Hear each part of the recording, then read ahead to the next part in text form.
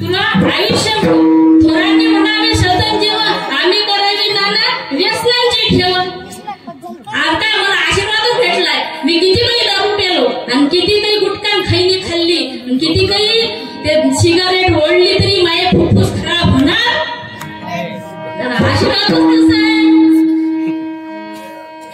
पात्रताही पाहिजे ना महाराज. आशीर्वाद दिला तर तसा वाघ.